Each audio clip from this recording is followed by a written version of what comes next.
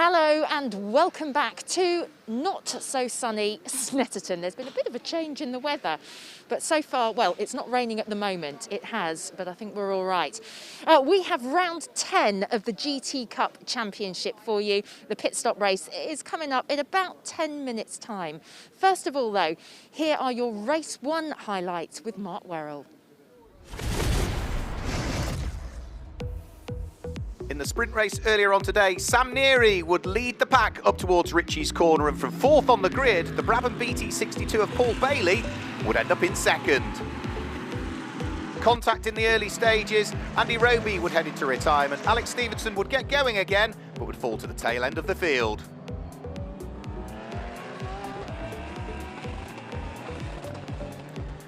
Having had an overnight engine rebuild, early problems for Steve Burgess, mechanical issues would also put him out of the race. John Dillon was under pressure from Lucky Kira, small mistake at Williams, through would go Lucky to take up an overall podium spot and then start to challenge Paul Bailey for 2nd place, diving up the inside of the Brabham as they went in towards Murray's.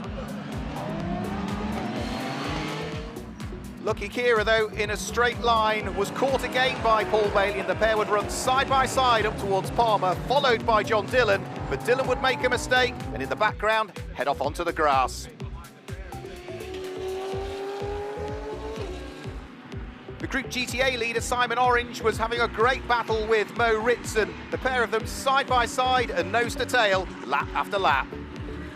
And there was also a fantastic squabble going on for 2nd, 3rd, 4th and 5th in Group GTH, headed by the number 90 McLaren of Mike Price. John Seal went off and into the barriers following contact with the Brabham of Paul Bailey whilst fighting for the lead of Group GTO, putting both cars out on the spot. Then Tom Rawlings was trying to get himself back ahead of Simon Orange. He got through, but was too late on the brakes at Ritchie's, would spin the car and lose the lead of Group GTH. But for Sam Neary, it was another untroubled race. The Abbott Mercedes that he shares with his father in the pit stop races would come through to make it 3 out of 3 this weekend in GT Cup.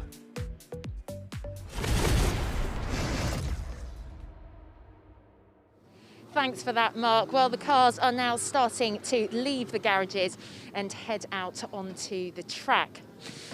Before we get to the race, though, there is a team that's joining GT Cup for the first season this year, and that is Paddock Motorsport. And yesterday, they had their first class win.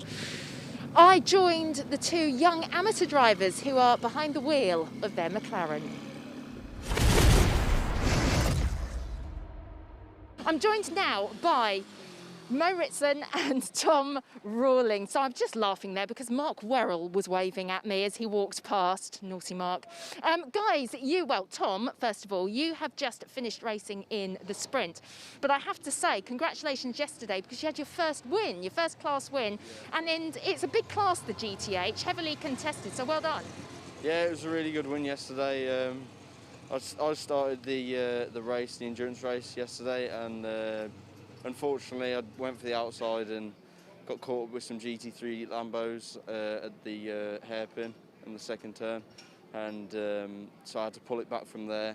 And once I pulled it back, I think we come in with for the pit stop was a 2.5 second lead in our class, and then Mo jumped in just to finish off, which he done really well. So. Yeah, and just talk us through yesterday's race, Mo, as well. It was great. You know, Tom did a great job in the first stint. You know, despite the hiccup at the start, he rebounded from it amazingly. You know, got us back from, I think it was 7th back up to 1st, which was exactly what we needed, and built a nice gap, like you said. The pit stop, you know, we practiced it over and over, and it went to plan. You know, it all went nice and smoothly. Then, for me, it was just hold off the pros, which was, you know, a new experience. Ollie Webb in my mirrors. It was, you know, just kind of keeping my head focused and not letting the pressure get to me. And you know, we came out on top. You know, albeit quite close at the end, but you know, top step of the podium, which is great for, you know, the team's first podium and everything. Yeah, it's fantastic because we should mention, you mentioned pro drivers, but both of you are actually AM drivers. And so what's sort of your history with motor racing? Because you're young lads. Yeah, I started karting when I was about 8 or 9. From karting we did Junior 1000 rallying, finished 3rd in the British Junior Rally Championship. Then we've done single seater racing, and then we've done a year in minis, 2 years in minis, sorry, and then now we're here doing GT racing. So, yeah. And what about you, Mo? Not much history in it. I never really did any karting. I did a bit of indoor stuff, and then I did junior saloon cars in a little Citroen Saxo for a year, and then took a fairly big step to the Ginetta G50 in Brookcar. So that was a year of that, and last year we weren't able to race just for certain reasons with COVID and everything like that. And here we are. You know, it's great to be with, you know, a well-established team with Martin and Kelvin as team managers. They're doing an amazing job, especially in their first year running the McLaren. And with Tom and everything, you know, everything's fallen into place, so it's great. Wow, yeah, that is quite a big jump for you, isn't it? To just suddenly be doing GT Cup. Are you enjoying it so far? Yeah, it's brilliant. The team have ran the team really well so far, and I can't fault anything they do any weekend. So, yeah, it's really good. And what about the car itself? Let's talk about it because you're standing in front. The number 26 here. Tell us about your McLaren. It's great. Absolutely love it. It's one of the most fun cars I've ever driven. You know, hats off to the guys, you know, behind it all, developing it all, and you know, they've got a great race car that's, you know, this weekend it's proven it's extremely competitive, which is what you want at the end of the day. You know, it's got its own, you know, personality traits that take a bit of getting used to, but that's part of learning, especially when we're this young. It's part of the big path to, you know, making a career in this is understanding these cars. So great to hear from the new team and its two drivers. Well, we've got round 10 of the championship coming up in a few moments' time. We're still a long way to go in the championship, but let's just have a look at who are the group leaders at this stage in the GT Cup. Group GTH for the GT4 cars is being led by the new team also for this year, Orange Racing, powered by JMH. Simon Orange and Josh Jackson sharing that car throughout the season. The sister car to it also leads Group GTA, and that's the other car that Simon Orange and Josh Jackson also share. They are on 198 points, leading Group GTA, and that keeps them right the way towards the top of the overall championship standings on 198. Group GTO, well, John Seal and Jamie Stanley are now actually on equal points with the pairing of what will be Paul Bailey and Ross Wiley. Both of those are now on 135 following the maths that were done after the race earlier on. Group GT3 is being led by the Team ABBA Racing car, and you can see it is on 218 points, only 2 points adrift of the Group GTC leading car that also leads the overall championship across all of the groups. Top Cats Racing, brand new car for them, but Jensen Lunn and Warren Gilbert have got to grips with it beautifully well. And Group GTB is being led by the Team Hard Race pairing of Richard Marsh and Sam Randon. So it's all very close still. There's a long way to go because remember, subject to the number of starters in each group, 3 or more, 25 points for the race win, 18 points for second, 15 points for third. If there's just 2 starters in the group, it's 18 points for the win. And if there's just 1 starter, which I think there is in Group GTO in this race, provided we get the Radical at the back of the grid because of its problems earlier on, because this grid is formed from the fastest lap time set in the sprint race earlier on. Such has been the rate of attrition in Group GTO this weekend, with Richard Chamberlain having problems, John Seal and Paul Bailey coming together, as we saw in the highlights of the sprint race earlier on. Both of those cars are unable to take this start, so Group GTO, just the 1 car starting, 15 points it would be for a win for that Radical if they could see the checkered flag, because that has been plagued with a couple of issues this weekend, with suspension issues in the sprint race earlier on and engine issues in the race yesterday. So the cars are making their way out onto the circuit. Remember, this is the pit stop race, so we will hand down to Michelle in a short while, but just to give you the format for the pit stop race, then we will see the groups of cars pit at differing times. So because it is the Sunday pit stop race, then Group 1, which is either the Group GTO cars, the Group GT3 cars and the Group GTC cars, will dive into the pit lane between the 29th and the 35th minute of the race, whereas the Group 2 cars, which are the cars in Group GTB, Group GTH and Group GTA, which stopped later yesterday, they will stop between the 24th and the 29th minute of the race today. So they actually are the first batch to stop. So they swap it round each day. So whichever group pits first one day, the other group pit first the second day. And all of that is because such is the popularity of the GT Cup Championship.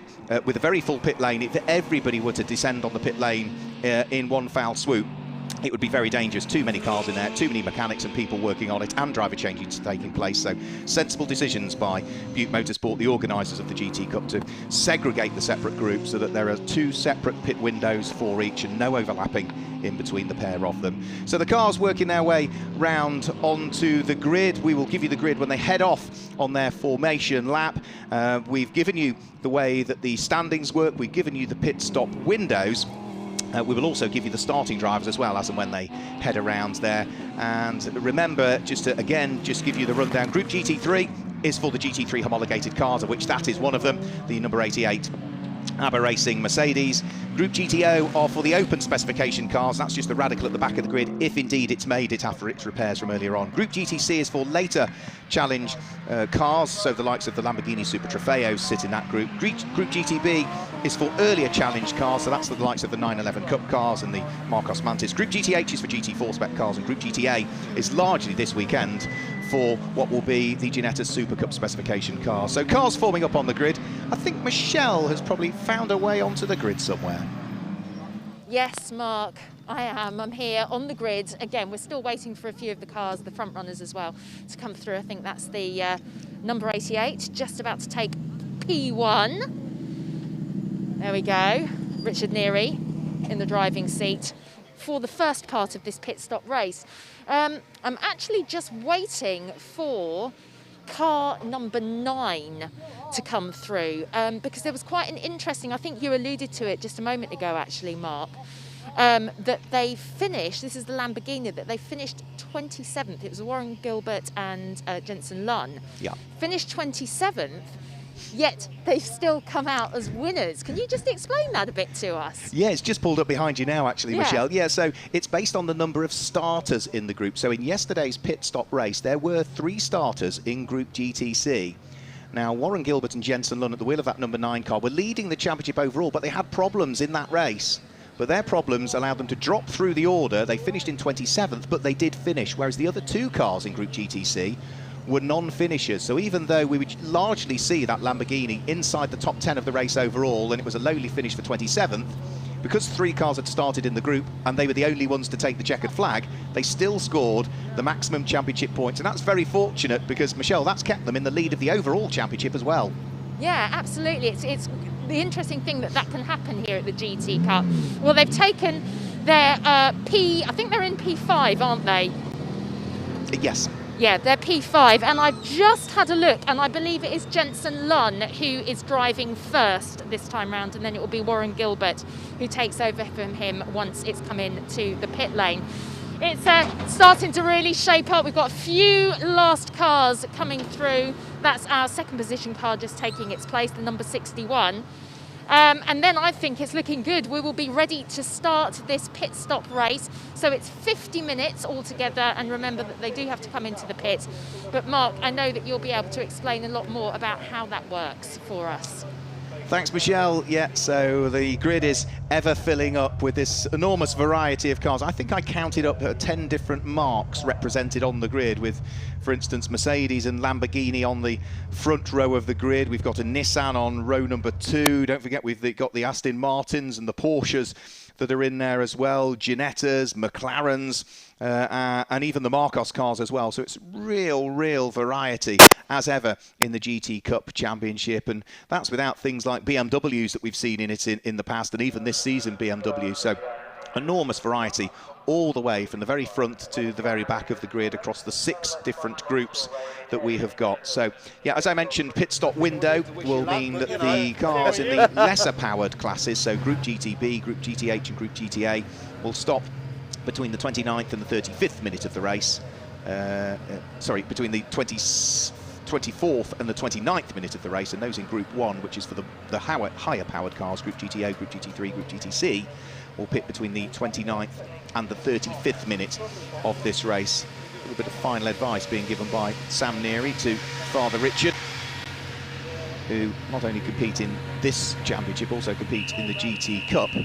Sam also going over to feel the tyre temperature on the Lamborghini that sits on the outside of the front row of the grid. So just a quick feel of the tyres. They do have ovens out the back of the pit garages, and those ovens are largely powered by sort of propane gas, or it can be diesel or some sort of liquid fuel that they use, and it's a tyre rack that then has a cover over it, and they pop the tyres, the brand new tyres or the used tyres that have been re-prepared again, into those thermally efficient racks with the cover over them. And what that does is it does preheat the tyre and of course the wheel rim to a degree, so when those tyres get bolted on, in the case of some of the teams, they are not stone cold. They do have a reasonable amount of temperature. Of course, you then do the outlap to form up on the grid, and some of that temperature dissipates, so there's still a huge chunk of work to be done as they will head off onto the formation lap that will take place very soon indeed.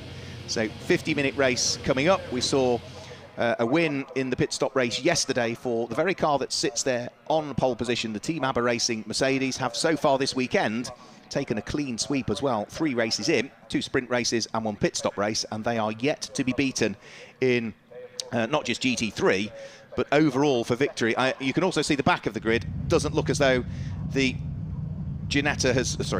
Radical has made it out, so it is an all Ginetta back row of the grid. We have not got the Raw Motorsport Radical RXC Coupe that should have been started by Ben Dimmock out into the race, I'm afraid. So that is without question one that we have lost as well. So I don't think we've got any Group GTO cars in this one. We started the weekend with at least 4, and sadly all for various reasons have fallen by the wayside, because track time, there's lots of it in GT Cup, with practice sessions both days, qualifying sessions both days, and both the sprint and the pit stop race both days. There's no shortage of track time in the GT Cup, and unfortunately, for some of them, it's just been a little bit too much. Such has been the fantastic close racing that we've had. It's caused damage for some following incidents and mechanical woes for others. So off they go on their formation lap then. Let's guide you through the grid and the way they line up, and give you the starting drivers for this final race of the weekend. Pole position goes the way of Team ABBA Racing. Richard Neary will start, and alongside it is John Dillon. Row 2 of the grid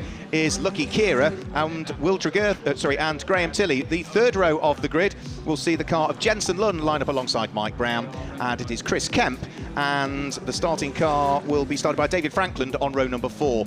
Row 5 of the grid is going to be the car of Fraser Smart that will start on row 5, and alongside is Nick Phelps, with the next row of the grid being row 6. The number 34 car will be started by Richard Marsh, and alongside is Mo Ritson. On to row 7 of the grid.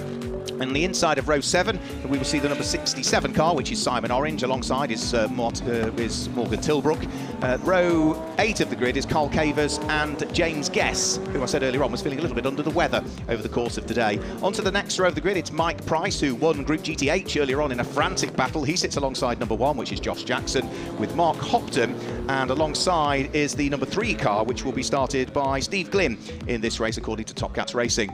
The next row of the grid will see David Holloway line up alongside Seb Melrose. The 12th row of the grid, car number 44, scheduled to be started by Steve Ruston alongside the number 23 car, which has got Ian Campbell safely on board for part 1 of the race. Chris Murphy will line up on the inside of row 13, and alongside him is James Townsend, with row 14 being Rob Myers, and the number 17 car will be started by Patrick Collins. And then we move on to the final few rows of the grid. Car number 212 will be started by Chris Hart on the inside of row 15, alongside is Alex Stevenson. Andy Roby lines up as the next of the cars towards the tail end of the field in 31st position on the grid. And that's the way that the grid lines up for this one.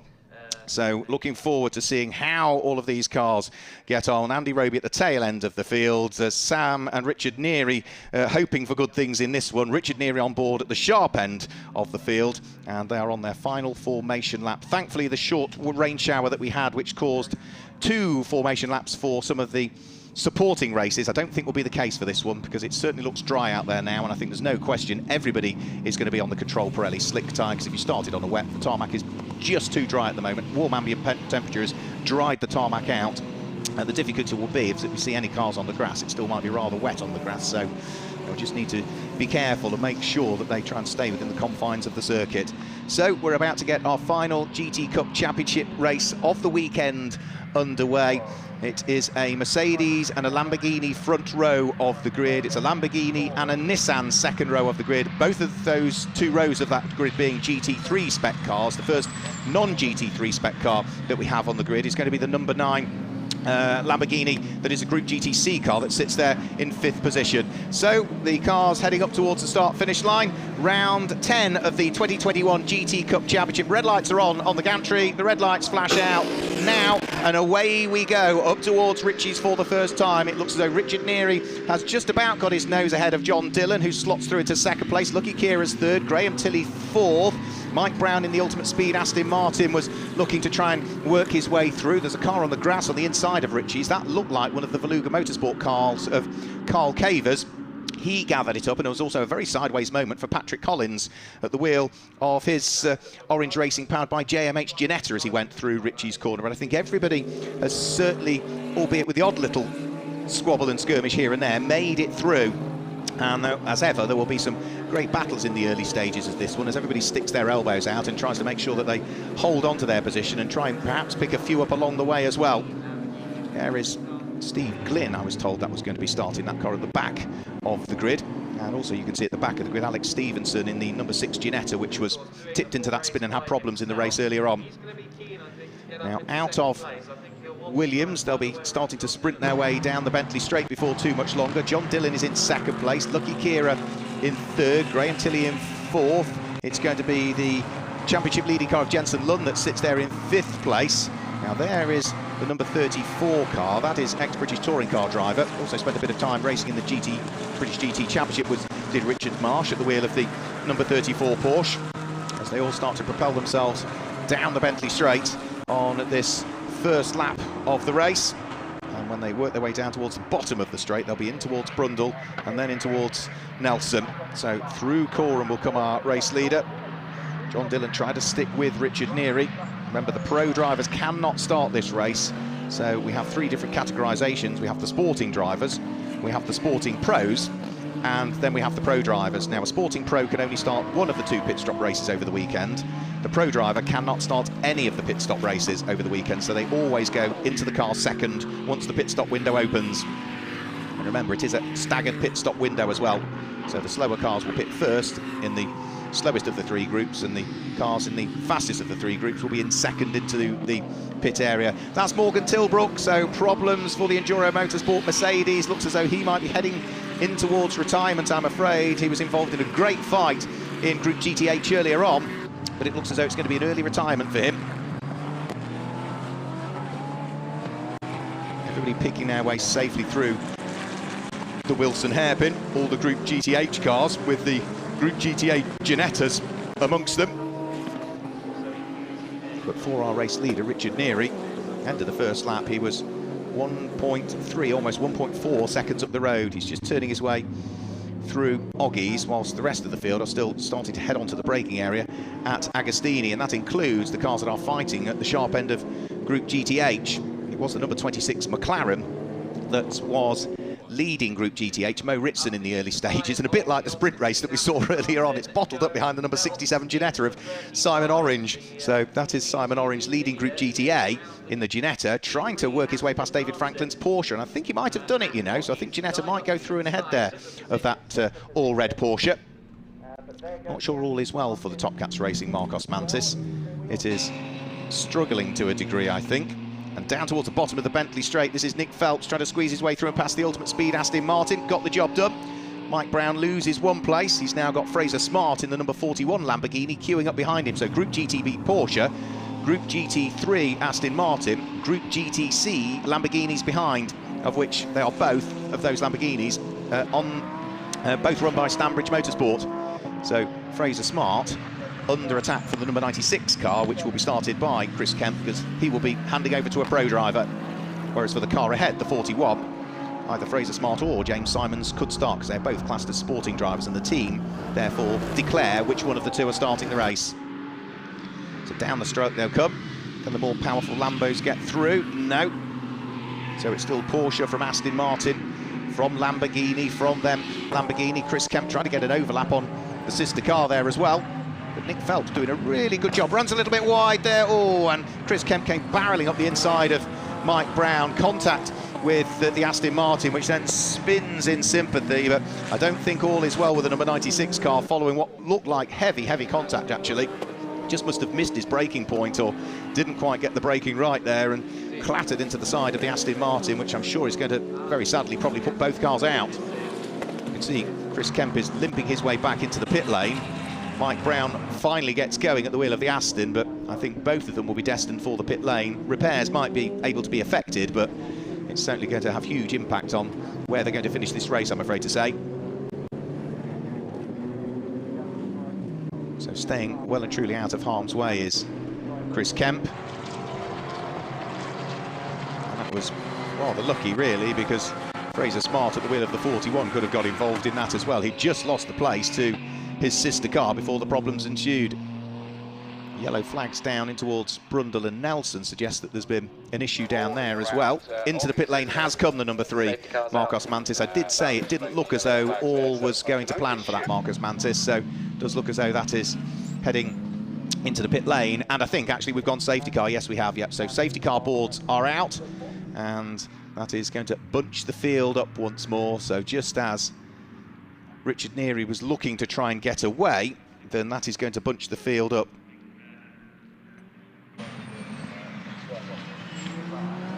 I think, yeah, the safety car is out, potentially because of the position at which Morgan Tilbrook's car has come to race. Now remember, we do have success seconds come the pit stop window, so depending on where the cars finished in the previous pit stop race affects them. Success seconds are based on the results of each class and group in the first pit stop race and subsequent races thereafter. So the success seconds are added to the next pit stop time that the car and driver would otherwise have had. So if you win your group, it's an extra 20 seconds. If you're second in your group, it's an extra 15. And if you're third in your group, it's an extra 10.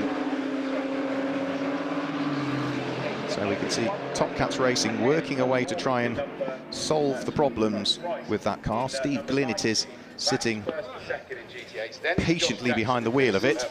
And yeah, Morgan Tilbrook's car, with the position that it's come to rest, in need of recovery. That is on the outside of Murray's, almost at pit lane exit. So I'm sure Morgan tried to get the car towards pit lane entry, but couldn't quite make it. So the car has ground to a halt on the way out of Murray's and didn't quite have enough momentum to head in towards the pit lane. So that's going to bunch them all up again. So leading Group GT3 is our overall race leader, number 88, Richard Neary.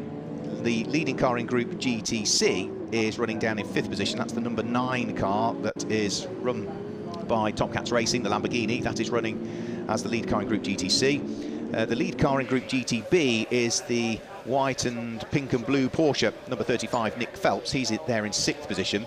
Group GTA leading car is number 67, Simon Orange, down in 9th place. Leading Group GTH is going to be Mo Ritson in the number 26 McLaren in 10th position. That gives you the group leaders at this stage, as Morgan Tilbrook's car is now moved out of harm's way. I think it's fair to say it's the only safety car period we've had in the GT Cup so far this weekend. So yes, there is a quite lights are still on the safety car, and then we can hopefully see the lights extinguished, and yep, lights are out on the safety car, so we're going to be good to go again in a few moments time, and then we can look forward to getting the race back underway. So weaving from side to side goes Richard Neary, just to try and maintain that little bit of temperature. The safety car has accelerated away. It's up to Richard Neary as to when he wants to get things back underway once more, and then he can start to try and build up that advantage that has dwindled as a result of this safety car period. So out of Murray's, now he decides to go for it. So the Mercedes now gets it foot down and looks to try and pull away from John Dillon. A good restart from Richard Neary as he heads over the start-finish line. And we'll need a good restart as well, because remember, we do have success seconds that need to be brought into consideration. That lead Mercedes is going to have to stop for an extra 20 seconds relative to other cars that sit behind it in the group. John Dillon's car, for instance, which is second in the race, has got an extra 15 seconds that it's got to stop for, and Lucky Kira, who sits there in third at the wheel of that number 247 car, has no additional time penalty to worry about come the pit stop. So that is not really what Richard Neary wanted in the early stages. He needed the race to stay clean so he could build up an advantage that he can then perhaps overcome it. Oh, that looked close further back. David Franklin's getting tangled up with the Make It Happen racing car of Chris Hart. You can see that's caused body rub and damage to the front left corner of Chris Hart's car. The Porsche looks for the moment to have got away with it, but the Ginetta certainly not. And with that amount of smoke coming off the front corner, yeah, that's, if it's not a puncture already, it's going to be very, very shortly. And that car, yeah, it's already got a puncture or suspension damage, I think, by the look of things. That tyre is certainly off the rim, but the angle that it's at might potentially mean that it's lost either an upright somewhere or one of the wishbones has come astray. We'll have to wait and see as to whether it is just a simple repair of the tyre. Now you can see, yeah, it is one of the wishbones that I think has failed on that car following the contact. Didn't take much, but that has now put Chris Hart out of the race. Stephen Walton will not get the opportunity to drive, I'm afraid. And that's a real shame for that team, because they did claim their first group win in the first race of the weekend. First group win of the season, that is. So Richard Neary looking to try and press on. There goes John Dillon, under pressure from the Lamborghini of Lucky Kira. Both of those Lamborghinis running to GT3 specifications, so they sit in Group GT3, just like the race leader. Graham Tilley's Nissan that's there in fourth also runs in Group GT3. But it's Mercedes from Lamborghini, then the Nissan in the hands of Graham Tilley. And the only driver that will remain behind the wheel of the car for the whole race is Lucky Kira, of these cars in the top four. So Richard Neary will give way to Sam Neary. John Dillon will give way in the number 61 Lamborghini to pro driver Phil Quaife. Lucky's on board for the whole race, and Graham Tilley is going to hand over to Will Tregertha. And as for that number 4 car of Graham Tilley, when he gives way to Will Tregertha, that car will have to remain stationary for an extra 10 seconds in the pit lane. So Lucky Kira is going to leapfrog all of these cars, but of course the cars that he's going to leapfrog are all going to have pros behind the wheel for part 2 of the race, so he's going to have to keep driving his socks off if he wants to put himself in a strong position for part 2 of the race. And at the moment, yeah, 3rd overall, not a bad performance, but when you've got the pros jumping on board for part 2, they are going to catch him. 38 minutes of the race still to go, so it's a while away yet before the pit window opens. Another 12 minutes before we see the first of the 2 pit windows open. First pit window will be for the Group GTB, Group GTH and Group GTA cars, and that is when we get to the point where there are 26 minutes of the race remaining. Down towards the bottom of the Bentley straight goes the squabble for 2nd and 3rd place between the 2 Lamborghinis. Looks as though Graham Tilley is just falling away from them a shade more now. So we'll have to wait and see as to whether Graham Tilley can work his way back on towards the coattails of those particular cars.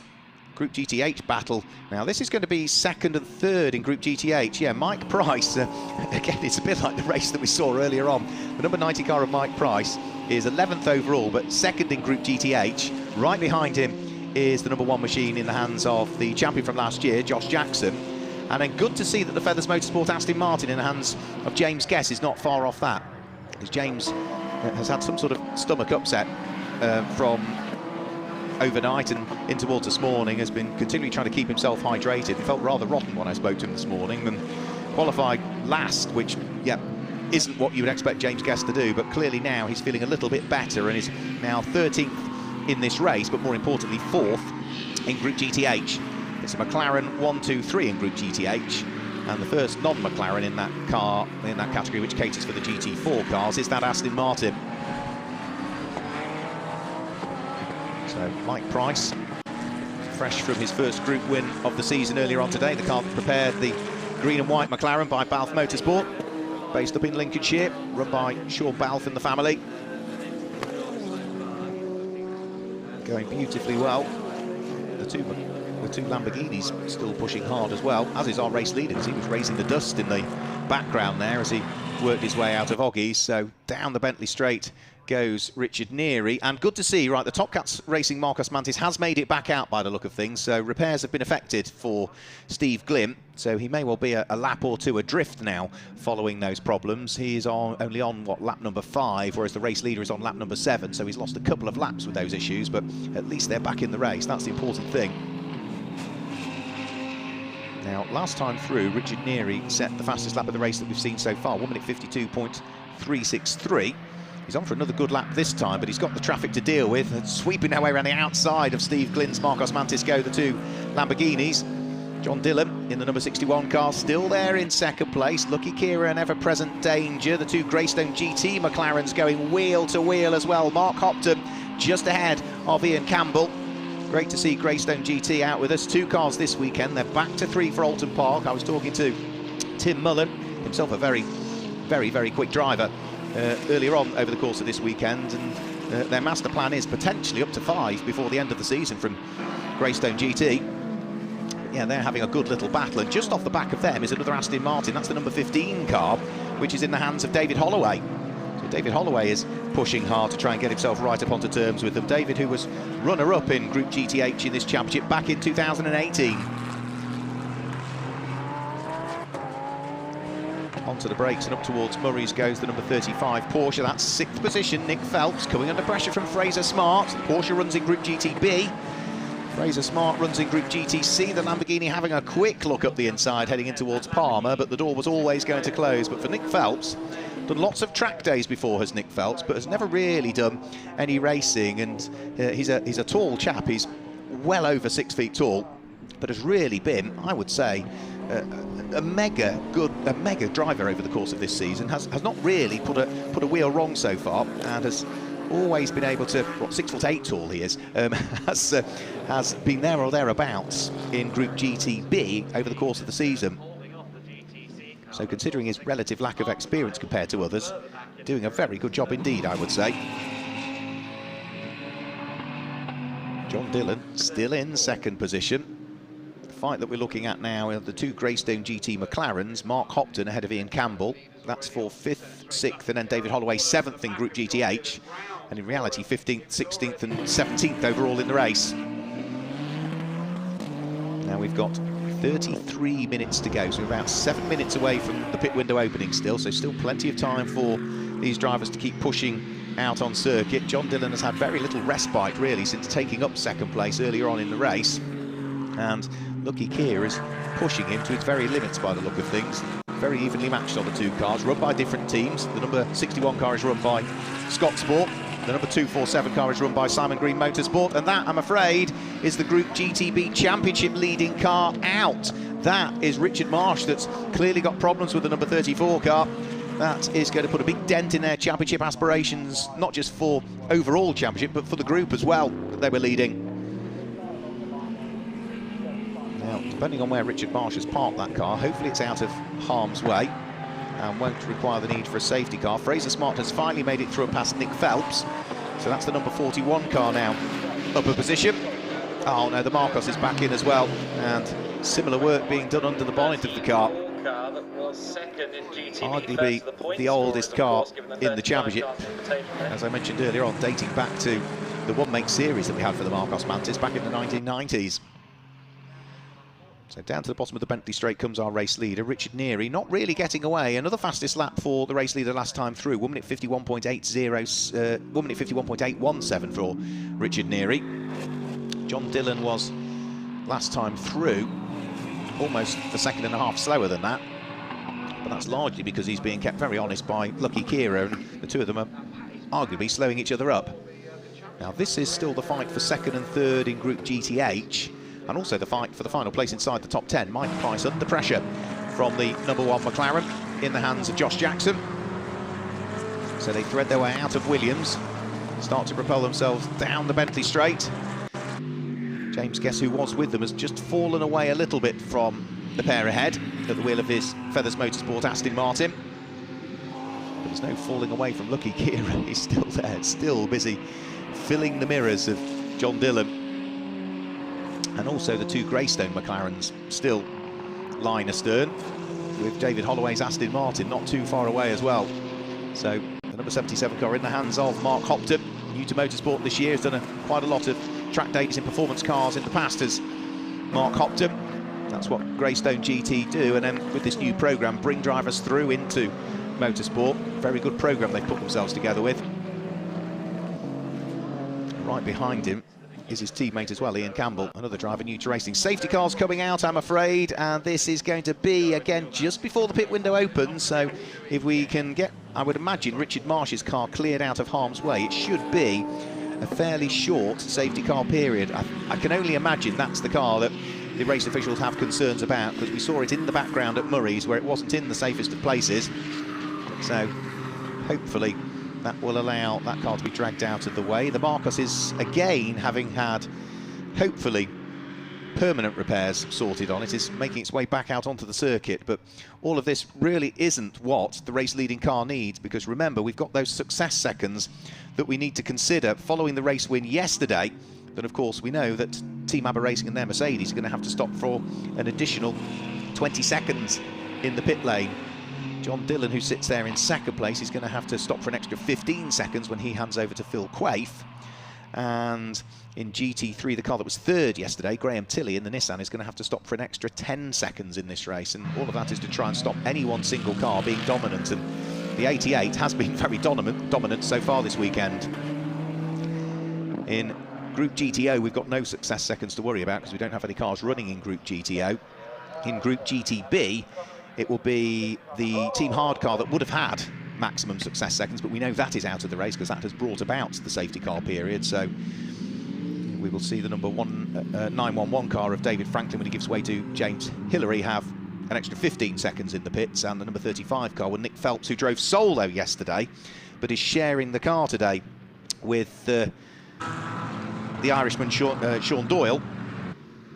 That will have an extra 10 seconds to spend in the pit lane. Then when we move on to Group GTC, the only car that we've got to worry about in Group GTC is the number 9 Top Cats Racing Marcos Mantis. That's got an extra 20 seconds to spend in the pit lane, but no other cars in Group GTC have any additional time penalties to worry about. So for Fraser Smart in the 41, who sits just one place behind that number 9 Lamborghini in the race, and bearing in mind the safety car's going to bunch them all up, that puts the number 41 into potentially a good position to maybe get a group win in this race, possibly. That's all I'll say. It hasn't had a group win so far this season, so if it were to, it would be the first for it this year.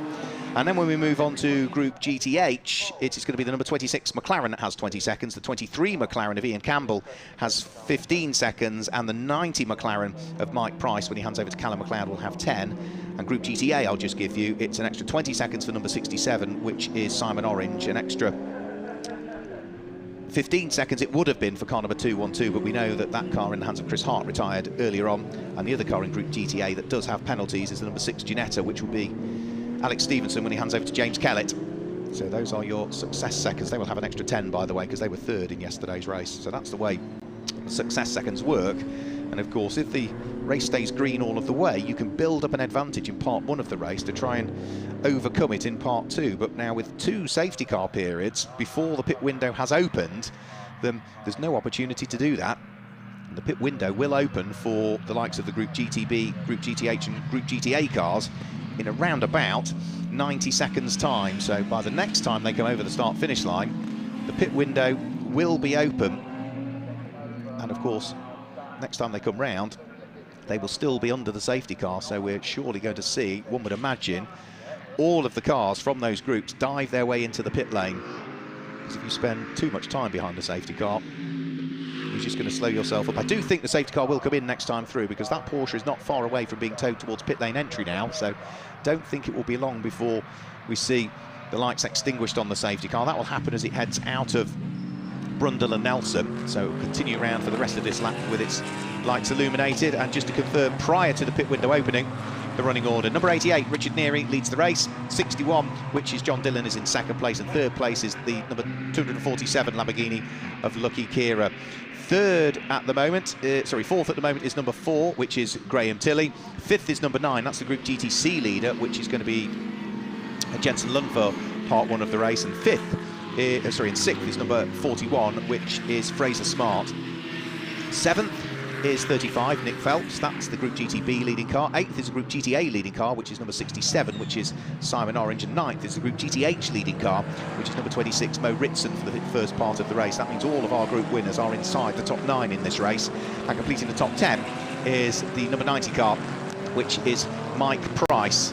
And I think that puts particularly that number 90 car into a very handy position for part 2 of the race, because the number 90 car in Group GTA yesterday, in Group GTH yesterday, finished in 3rd position, so picks up an extra 10 success seconds. Now, some of the cars already come into the pit lane, because as you can see, there are now less than 26 minutes to go. So into the pit lane comes David Franklin ready to hand over to James Hillary.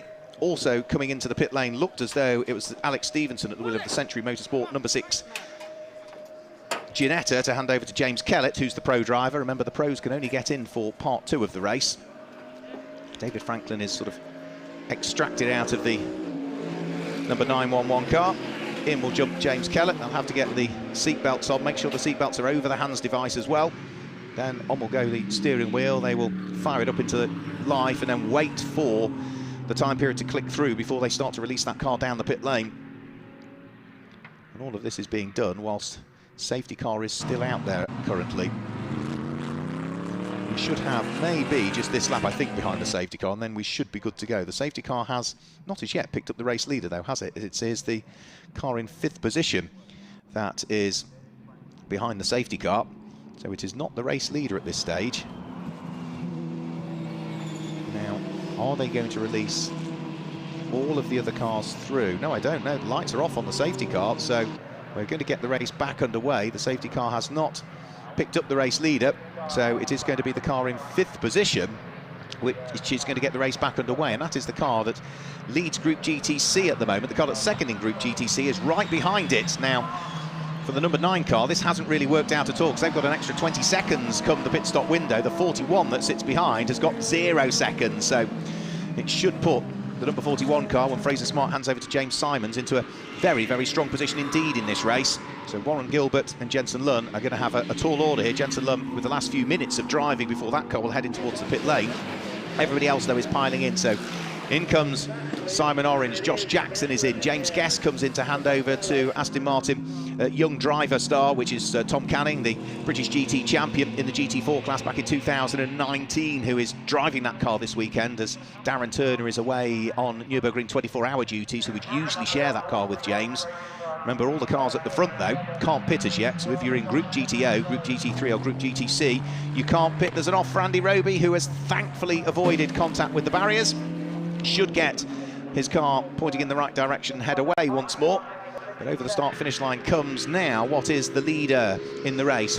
Richard Neary leading the race. John Dillon in 2nd position. Another couple of minutes before these cars can head in towards the pit lane, because their pit window doesn't open until we get to the 21 minutes to go mark.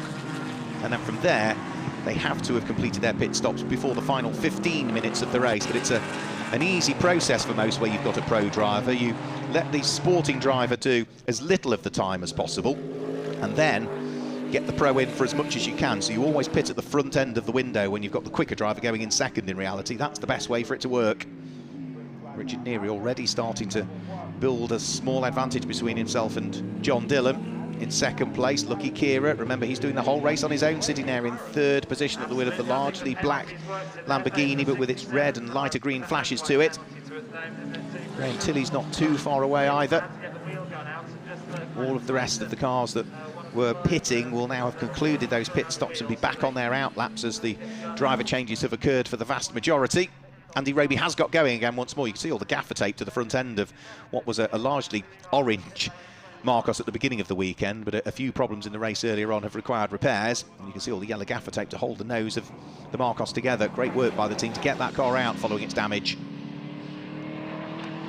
So I'm not going to be able to see the race leaders pit this time. Remember, they're just going to be a few seconds away from the pit window opening. You can only pit between the 29th minute and the 35th minute of the race, and we're not quite into the 29th minute yet.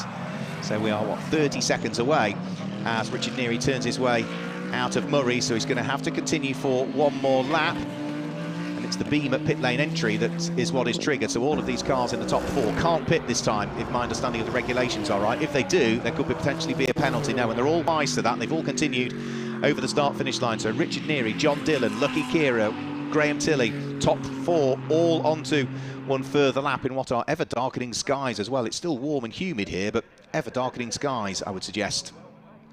Pit window is now open for the other classes. Oh, contact there was there. There's a little puff of smoke by the look of things, and I think that was going to be Ian Duggan that almost made contact with Callum McLeod there, and that has pitched the Fox Motorsport Ginetta into the grass, and hopefully will recover. Looks as though he was just firing up and getting going again. That would have been for position as well.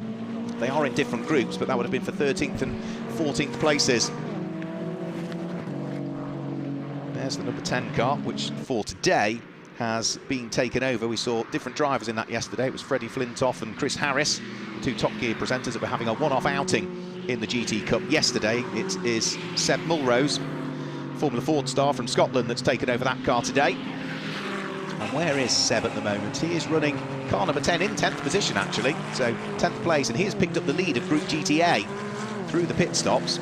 He is leading Group GTA currently. I do think he is one of the cars that, has pitted, would have had very little success seconds because he is a new entrant, so he would have picked up a very small amount of success seconds. I think 4 seconds it would have been, something like that, as a new entrant in Group GTA. But that has propelled him into the lead of the group. Now, this time, I think we'll see the front 4 come in. And I also think we'll see the Group GTC leading number 9 Lamborghini come in. So Richard Neary is going to carry on. No, into the pit lane comes the race leader. So Richard Neary dives for the pit lane. And I suspect he won't be the only one in Group GT3 heading in towards the pit lane. So number 88 Mercedes comes to a halt. In comes John Dillon to hand over to Phil Quaife. In comes Lucky Kira, he will remain behind the wheel. In comes Graham Tilley's Nissan, ready to hand over to former British GT champion in the GT4 class, Will Tregurtha. And this is the second batch of pit stops that are taking place now. Remember, the cars in Group GTO, Group GT3 and Group GTC in day 2 of racing are those that are second to pit in yesterday's race. They were the first of the batches to pit. Now, Tom Canning has taken over the Feathers Motorsport Aston Martin. That is being hounded around the circuit by Seb Melrose. As we say, has been a bit of a star up in Scotland in Formula Ford over the course of the years, and is pushing as hard as he possibly can at the wheel of that number 10 car. He's, 23 years of age, comes from Bath to Seb, and was the runner-up in the Scottish Formula Ford Championship 2 years consecutively, 2017-2018. James Kellett diving around the outside of Ian Duggan's Fox Motorsport Ginetta. Now, where is that going to put the number 6 car? James Kellett gained 2 positions on his first lap behind the wheel of the number 6 car, and he's gained another 4 on that lap, so he's going well, fair to say. Pit stops now completed. Back out of the pit lane goes Sam Neary, but remember, Lucky Kira is going to be first out of the pits because he had no additional time penalties to worry about. So, as a result of no extra success seconds, Lucky Kira should have picked up the lead of the race now. And for second place, it is going to be, I think, Sam Neary that's there in second place. This is the car of James Hillary, taken over by him from David Franklin. Yeah, there goes Richard Neary, Sam Neary in second position. Will Tregurtha in the Nissan now is going to be up into third position, but Lucky Kira now knows that he's got the pro drivers that are going to be bearing down on him over the course of the remainder of this race, 17 minutes. So he's got to try and push as hard as he can. Now that car, that looks like a slowish pit stop, is it? Or is it only just come in? That is going to be Fraser Smart handing over to James Simons, the ex-F3 Cup racer.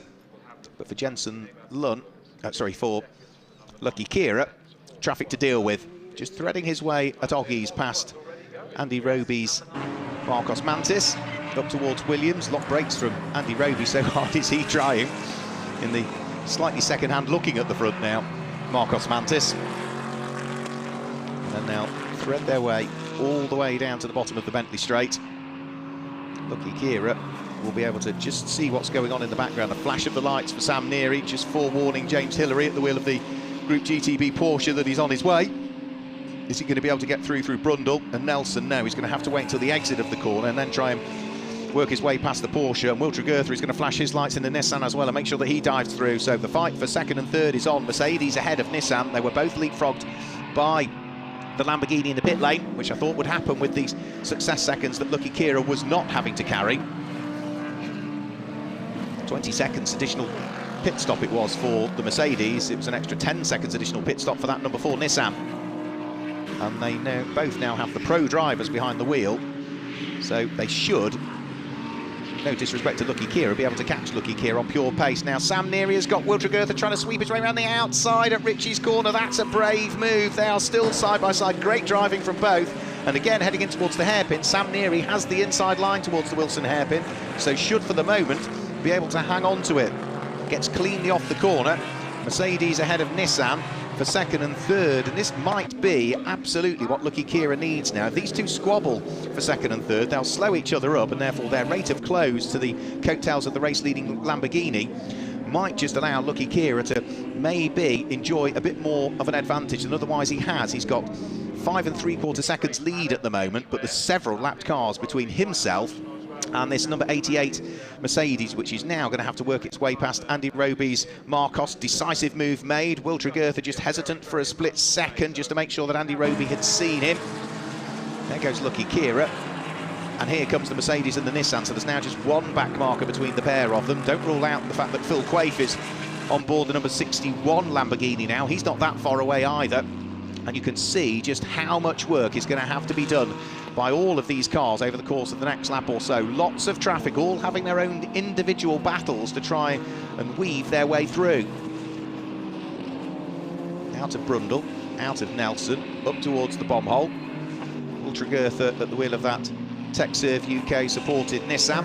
Nice and easy to spot. Metallic burgundy colour with the two Dayglow stripes right the way down the centre. Lucky Kira trying to slice his way through the traffic as effectively as he possibly can. Now this is the car that leads Group GTB at the moment, the number 35 Porsche leads Group GTB. Right behind it is the Group GTH leading car, and that is Josh Jackson, but he's under pressure from Adam Carroll. Adam Carroll has been a multiple champion. He holds the outright lap record at Brands Hatch when from his A1 GP days. He is an A1 GP champion, a pro driver, absolutely, and I think he's going to take up the lead of the group potentially there. Simon Orange in the 67 Ginetta trying to stay out of the way as the Group GT3 front runners try and place a lap on him. Through has gone Sam Neary, through has gone Will Tregertha. The next car that Will Tregertha needs to deal with is Top Rawlings at the wheel of his McLaren. They slice their way through that, but you can see flashing of the lights continually just to forewarn the slower cars that you're approaching. The back markers will also receive the blue flags from the ever-efficient Snetterton marshals. You can see over to the right there the wave blue flag, which again just lets the back markers know that quicker cars are approaching. And certainly for Sam Neary, he can't afford to be compromised here. He's got a race to think about. He knows he can't afford to be hesitant through the back markers, but equally he also can't afford to trip over them. Sam Neary heading up towards Bradley Ellis is the next of those.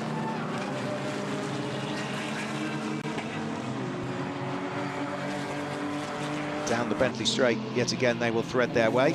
Lucky Kira is getting caught. The lead advantage has been whittled down over the course of the last lap or so. The last lap from Lucky Kira, the race leader, 1 minute 55.5. The lap from Sam Neary, 1 minute 52.6. And from Will Tregertha, it's the best lap that Nissan had done so far, 153.0. And even Phil Quaife, who's there in fourth place, it was a 152.8 from him. So Lucky Kira is leading the race, but he's the slowest car inside the top four of them at the moment. Now, some of that pace on that previous lap might have come down to traffic, but I think either way, now the pros are on board, Lucky knows that he is probably going to have his work cut out. 12 minutes to go. Over the start-finish line they'll go. Sam Neary sets the fastest lap of the race, almost. In the final third of it, he was quicker than anybody. 36.6 seconds through the final third of the lap. And that was a 52.6 from him that time through. So you can see he's right up onto terms now with Lucky Kira for the lead of the race. Are we going to see a clean sweep of victories for Team ABBA Racing? 12 minutes to go. Sam Neary pushing hard. Lucky Kira is trying to wring the neck of the Simon Green Motorsport prepared Lamborghini Huracan to try and hang on to the lead of the race. He'd be desperate to try and grab a victory if he can. We haven't seen Lucky on the podium in the group too many times so far this year, but an outright win would be exactly the tonic that he needs. But I do fear he's going to have his work cut out here. Round through Hamilton they'll go in towards the braking area for Oggy. Sam Neary dives up the inside of Lucky Kira, who can't close the door. The Mercedes goes through, takes up the lead. The inevitable finally happening, and Lucky Kira now finds himself in second position. He's lost the lead, but what he will want to do now is hang on to the coattails of that race-leading Mercedes and hope that he doesn't get now picked off by Will Tregertha and Phil Quaife, who are closing in the Nissan and the number 61 Lamborghini, respectively. Through the traffic once more, windscreen wiper comes on Lucky Kira. Might be a bit more rain in the air, potentially, which could add extra spice to the mix. So, for the 19th time of asking, thundering noise of the Mercedes in the hands of Sam Neary turns its way through Coram. Elsewhere down through the order, this is Josh Jackson, the number 1 McLaren, leading Group GTH. Quite comfortably he's leading Group GTH, or is he? No, he's had a problem. He's lost 3 places on that lap, and Adam Carroll has gone through to the lead of Group GTH, has he? Just have a quick look. Yeah, that number 1 McLaren was leading the group, and that was a slow lap from him last time through. So he's now down to 3rd in the group. Adam Carroll has gone through. Tom Canning at the wheels of number 82. Aston Martin has gone through as well for Feathers Motorsport. Now that's championship points lost, I'm afraid, there for them. Right at the top end of Group GTA.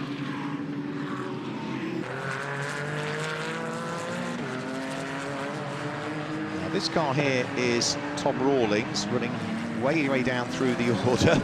Andy Roby's still busy. Bradley Ellis, just almost avoided the contact there with what would have been James Hillary's Porsche. That slowed his exit coming out of the corner, and also taking the opportunity to go through there was European Le Mans Series and World Endurance driver Ollie Webb at the wheel of the 23 McLaren.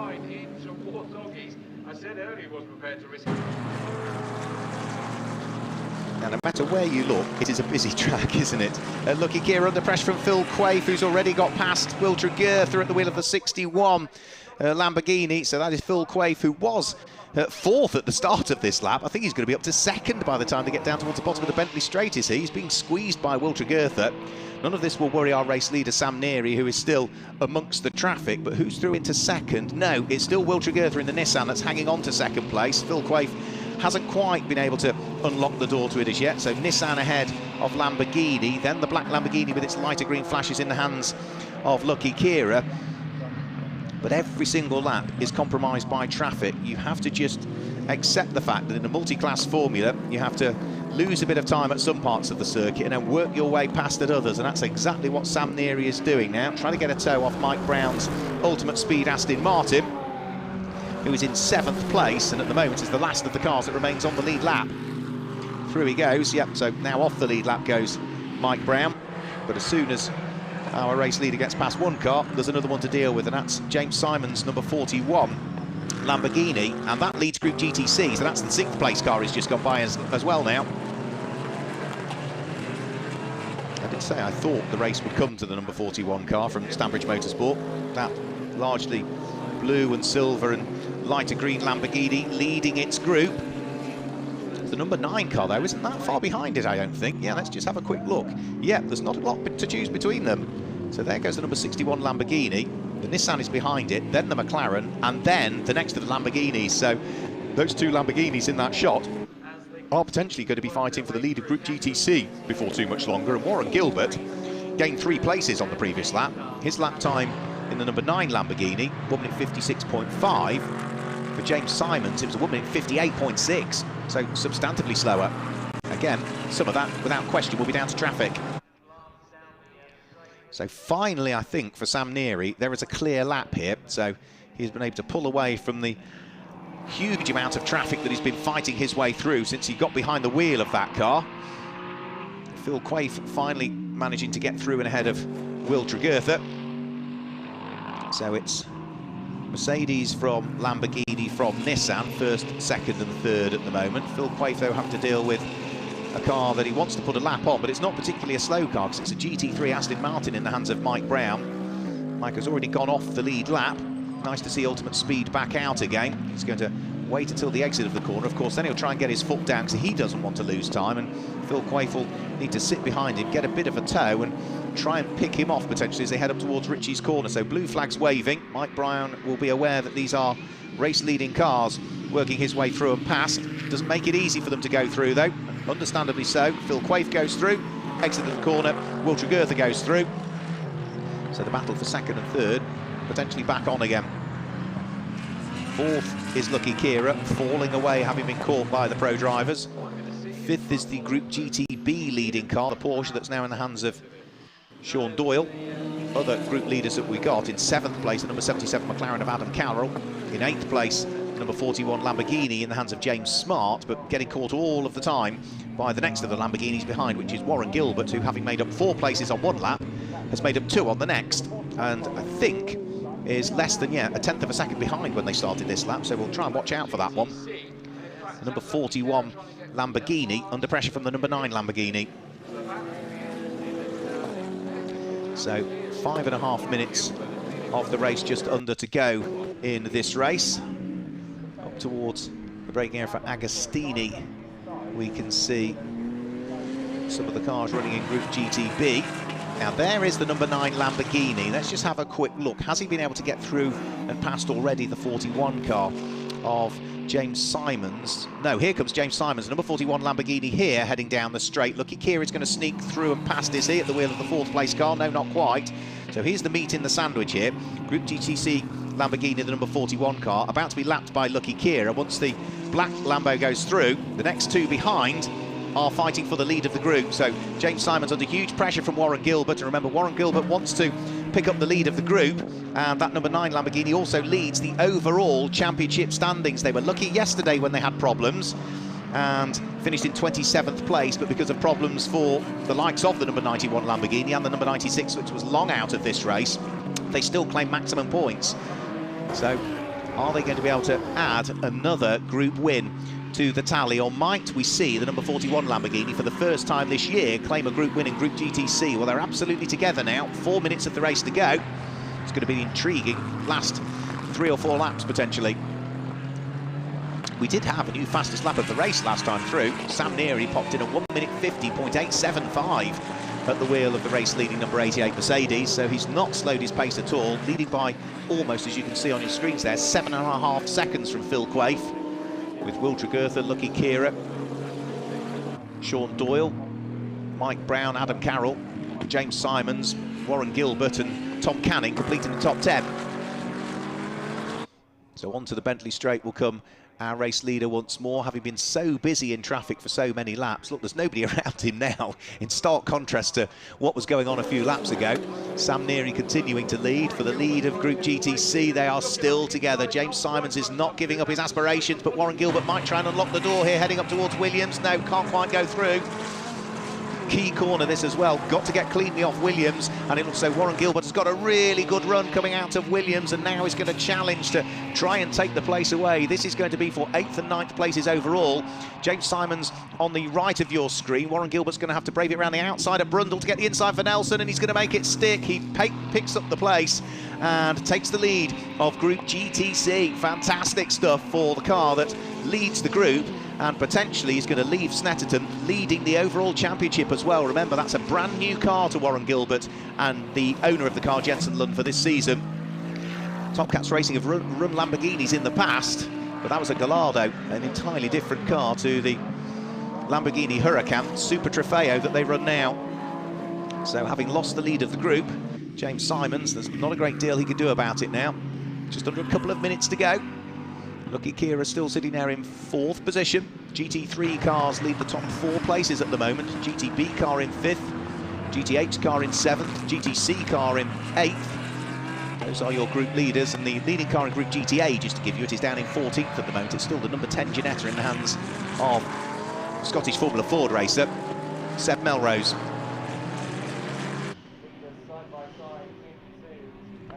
So Lucky Kira still with a little bit of traffic to deal with. This will be the 4th place car about to place a lap on the 6th place car. Will Tregurtha in the Nissan picking his way out of Oggies. And in the Group GTH squabble, this is going to be 3rd, 4th and 5th in Group GTH. So this is Josh Jackson fighting away with the pro drivers that are now catching him as well. The number 90 having been taken over by former British GT and Blancpain racer Callum McLeod, and the number 15 Aston Martin taken over by former British GT3 champion back in 2007 Bradley Ellis. So really good fights going on all the way as ever through the order, and even right the way down to what we're looking at now, the number 26 McLaren in the hands of Mo Ritson, 8th in the group, fighting away with Ollie Webb at the wheel of the number 23 car. That's for 21st and 22nd position overall. So down towards the bottom of the Bentley Straight, McLaren, then Aston Martin, followed by James Kellett's Ginetta. Now, has he gone through and taken the place away from Melrose? Yes, he has. That was for a change of the lead of Group GTA. James Kellett picks up the position from Seb Melrose, who's all over the grass on the way out of Brundle. But the number 10, Ginetta, has now lost the lead of the class, and it's the Century Motorsport black and red car of James Kellett, having taken over from Alex Stevenson, that's now picked up the lead of Group GTA. Now, that would be a great result for Alex Stevenson and James Kellett. They'd had sort of second and third in groups coming into this weekend in Group GTA. We saw them on the Group GTA podium as well over the course of this weekend, but they have not as yet had a win in Group GTA in the 3 races, because we saw the Make It Happen Ginetta racing car win the first race of the weekend in Group GTA, and the number 67 Orange Racing, powered by JMH car, claimed wins in yesterday's pit stop race and the sprint race earlier on in the group, so it would be a first group win for the season for them. The clock has ticked to 0 for the final time. Sam Neary picks his way out of Brundle, out of Nelson, up towards the area of the Bomholt, sweeping his way through the right-hander and then up to the never-ending right-hander. There is Dad, Richard Neary, waiting on the pit wall. It is going to be a clean sweep this weekend in the GT Cup Championship for Team ABBA Racing and the number 88 Mercedes of Richard Neary, who started the car, and his son Sam Neary, the 19-year-old, who brings it towards the checkered flag.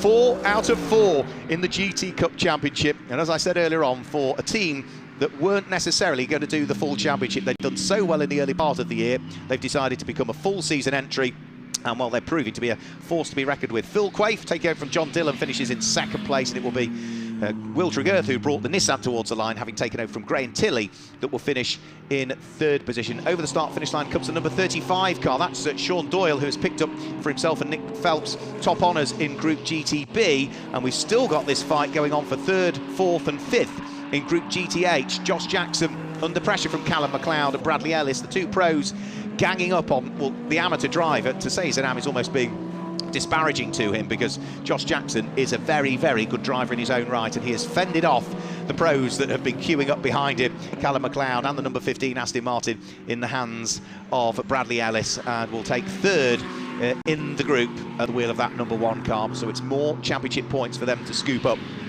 when we tally things up towards the end of the season. Plenty more cars still to trickle their way over the start-finish line. Through has just come the number 6 Ginetta to claim Group GTA honours, so well done to James Kellett, having taken over from Alex Stevenson. That is their first group win, as far as I can tell, of the season so far, so they will be hugely, hugely delighted with that. And also, I think we've seen a first group win also for the number 77 McLaren of Mark Hopton and Adam Carroll. We saw a win, or a first podium, group podium, for the sister car to it yesterday. But for the number 77 car, that is their first Group GTH win of the GT Cup season, so well done to them for a solid performance. So that is it for GT Cup. We've still got, of course, some results to bring you, which we'll bring you very shortly indeed. We'll also be hearing from Michelle about what's going on for the remainder of the 2021 championship season in GT Cup. But what a perfect weekend for that car there, flashing its lights, Sam Neary, as he works his way back in towards the pit lane area. 4 out of 4. And not quite as dominant as the other wins, but that was largely only because of those 2 safety car periods that we had. He still won, himself and Dad, of course, Richard Neary, by 8.5 seconds when the checkered flag came out. And, well, you wouldn't bet against them potentially being right at the sharp end of this championship until the very end. I think mathematically they won't have taken the lead of the championship, but it's going to be very close indeed, because of course we did see the number 9 Lamborghini of Jensen Lum and Warren Gilbert, who brought it towards the checkered flag, finally taking up the first place in Group GTC, so they will have also scored maximum points. So the number 88 Mercedes and the number 9 McLaren will be leading their respective groups, Group GT3 and Group GTC, but for the overall championship there's literally going to be points between the pair of them when we head towards the next rounds. So we will wait and see as to what might happen, because it's a long season and consistency is the key. I think Paul Bailey alluded to that in his interview with us over the course of the weekend. You have to remain consistent. Totals from all point-scoring rounds in the 2021 GT Cup Championship season will determine the final championship points, as the way that the regulations are written. So you can't afford a bad weekend. You can afford maybe a bad race if then you're hugely consistent for the rest of the season. But you have 2 or 3 or 4 bad races, whether it be bad luck, wrong place, wrong time, mechanical issues, but you just have to remain consistent and try and pick up the points and have a little bit of good luck along the way. So that is what so far that car has had. So I think what we're going to do is we're going to head down towards Michelle and the pit lane and maybe try and get some reaction post-race. Hello there, Mark. Yes, I'm down here at the garage where we've got the number 88. You're going to have to follow me in here because they're running away from me. Let's have a quick chat. Guys, I've got to come in and jump in. I know you've just got out of the car. Can I ask you to come out here so we can see you? He's just got to get his helmet off. There we go. We've got Richard with us. Sam will join us in just a second. He just needs to put a door back on.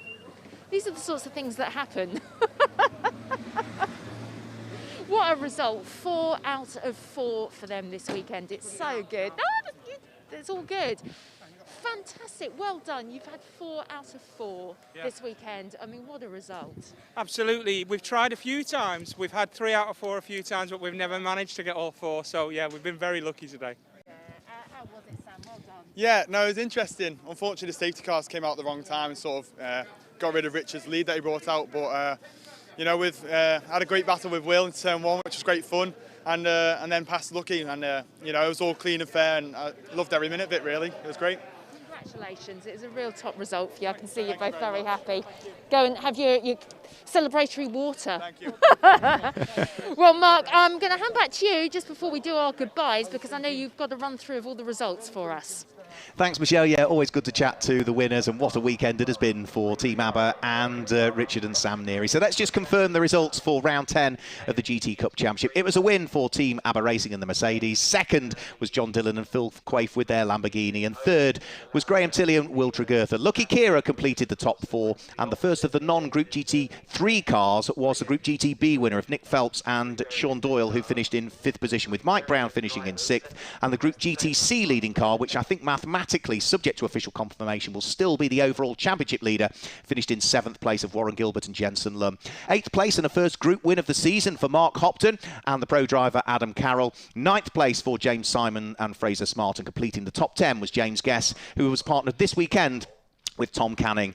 In Group GTH, we saw the number 1 car of what will be Josh Jackson finishing 11th place. 12th place went the way of Mike Price and Callum McLeod, and 13th was David Holloway and Bradley Ellis. 14th, and the Group GTA win for, I think, the first time this season, went the way of Alex Stevenson and James Kellett. It was Carl Cavers and Lewis Plato in 15th, head of Self Melrose. Then Rob Myers and Charlie Hollings, followed by Simon Orange in 18th place. 19th was David Franklin and James Hillary, and completing the top 20 was Andy Roby. Just outside of the top 20 was Ian Campbell and Ollie Webb, followed by Mo Ritson and Tom Rawlings. And then it was the Team Orange, powered by JMH number 17 Ginetta, that finished in 23rd position, ahead of the Fox Motorsport pairing of Ian Duggan and James Townsend. Chris Murphy was 25th, ahead of Charlotte Gilbert and Steve Glynn. And I think from 27th onward, with Team Hard and Make It Happen and Stanbridge Motorsport and Signature RV stroke Paddock Motorsport, all the rest of those, including the Enduro Motorsport pairing of Morgan Tilbrook and Marcus Clutton, were sadly all retirements over the course of that final race of the weekend for the GT Cup Championship. So whilst that's the final race of the weekend here at Snetterton, there's still plenty more to come up in the 2021 season. And I think Michelle can give us our final goodbyes and tell us a little bit about that. Yes, almost got run over by the number 88 there that came off its blocks, but I'm still here. I was ready to go. That is it. What a superb weekend of racing here in Norfolk. Thank you so much for joining us. GT Cup will be back again, but for one day only. It is the 3rd of July. This time round, we will be rolling into Alton Park. So hopefully you can join us for that one with more live coverage of GT Cup racing. In the meantime, don't forget, do check out all our social media channels, GT Cup. You can find us on there. Check out all the highlights from the weekend and all the past races as well, don't forget. But we'll see you in about a month's time in Alton Park. Take care. Goodbye.